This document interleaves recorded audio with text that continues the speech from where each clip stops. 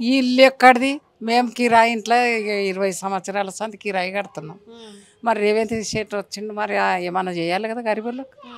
మరి రైతు బంధు అంటే రైతు బంధు బాయ్, రుణమాఫీ బాయ్, అన్నీ బాయ్.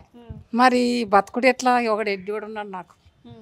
మరి నాకు ఇప్పుడు మా ఆయన చనిపోయిండు, మరి ఏం తినాలి అంటే చెప్పండి. పెన్షన్ ఇస్తున్నారు కదా ఎవరికి? మా ఆయన కూడా పింఛన్ ఇవ్వలేదు, ఏమి ఇవ్వలేదు. 4000 ఇస్తున్నారు కదా పెన్షన్, రాటలే అవి వస్తున్నాయి, ఆయనకి నోరు లేదు కాబట్టి 4000.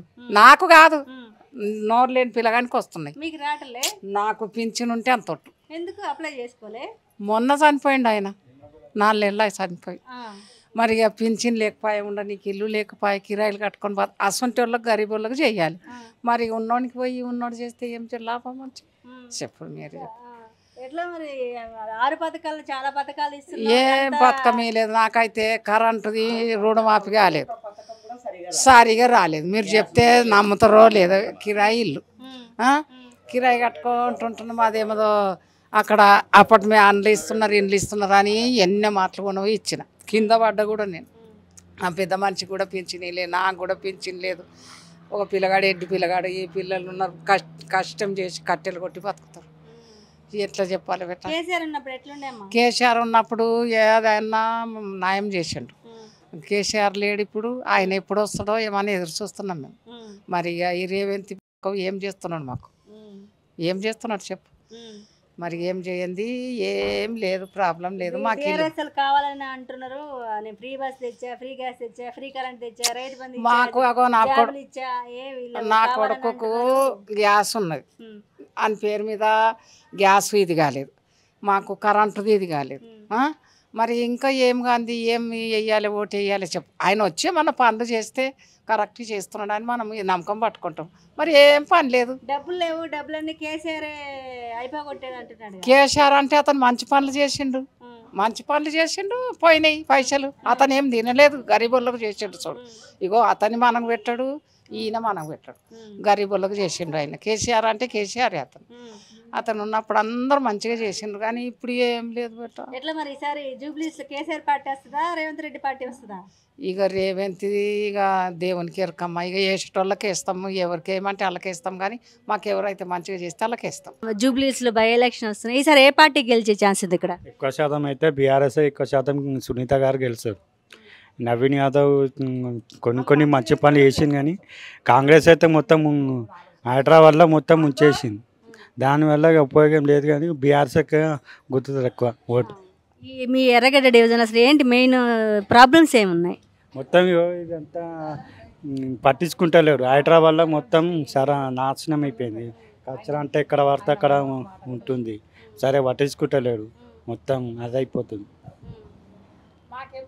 ఎట్లా ఏంటి రేవంత్ రెడ్డి పరిపాలనకి కేసీఆర్ పరిపాలనకి వ్యత్యాసం ఏంటి? పరిపాలన బాగుంది, ఈ రేవంత్ రెడ్డి పరిపాలన అస్సలు బాగలేదు. మొత్తం చూస్తున్నారుగా, ఊరోళ్ళంతా మొత్తం గొడవలు పడుతున్నారు. ఫ్రీ బస్సు పెట్టిండు, మొత్తం ఆడవాళ్ళంతా గుర్తుకొని చేస్తున్నారు. అది ఫ్రీ బస్సు ఎందుకు పెట్టినారు చెప్పండి? దానివల్ల ఉపయోగం లేదు. కొన్ని మంచి పనులు చేస్తానన్నా బాగుంటుంది, మొత్తం సర్వనాశనం చేస్తుంది. మొత్తం హైదరాబాద్లో మొత్తం ఏం చేస్తుంది. ఇంకా పింఛన్ వస్తుంది, ఆ పింఛన్ కూడా 3 నెలలకు ఒకసారి, 2 నెలలకు ఒకసారి వస్తుంది. కేసీఆర్ ఉన్నప్పుడు అయితే ప్రతి నెలకు వస్తుండే, ఇప్పుడు వస్తలేదు సరిగా. డబ్బులు అంటే డబ్బులు ఉన్నాయి, అయిపోయినాయి కదా, ఇస్తలేడు. అంతా వాళ్ళకి వేసుకోవడం ఉంటాయా?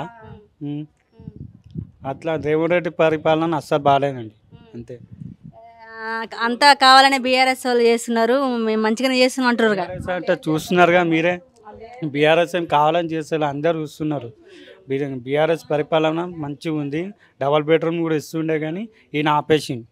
అట్లా ఎట్లా మరి జూబ్లీస్లో ఇలా నవీన్ యాదవ్ గెలిచే ఛాన్స్ ఉందా, మాగంటి సునీతమ్మ గెలుస్తుందా? అండి నవీన్ ఛాన్స్ అంటే కొన్ని మంచి పనులు కూడా చేసిండు నవీన్ యాదవ్.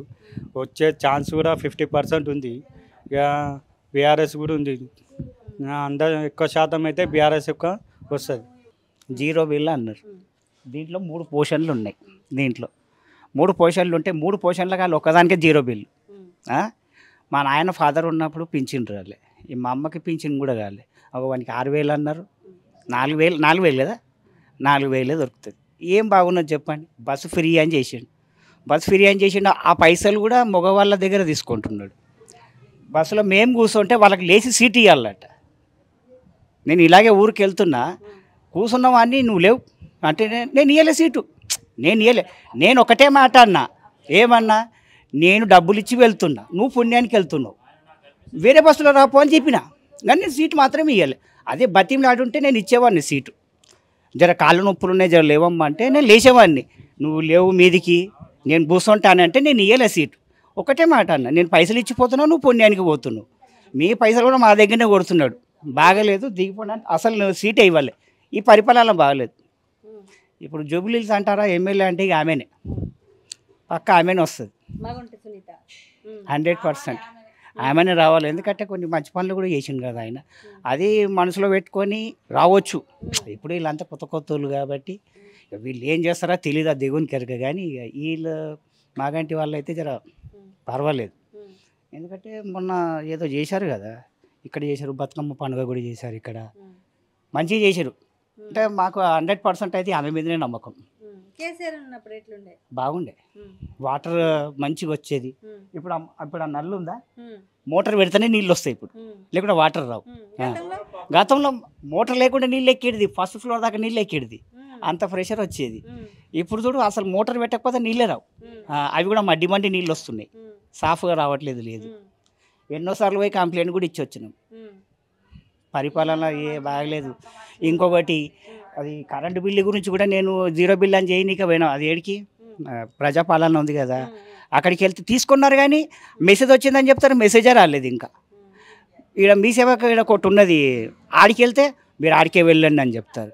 అది 2 రోజులే ఉంటుందంట. ఆడ లైన్ మస్తు ఉంటుంది. ముసలి వాళ్ళు ఎట్లా నిలబడతారు ఆడ పోయి చెప్పడానికి?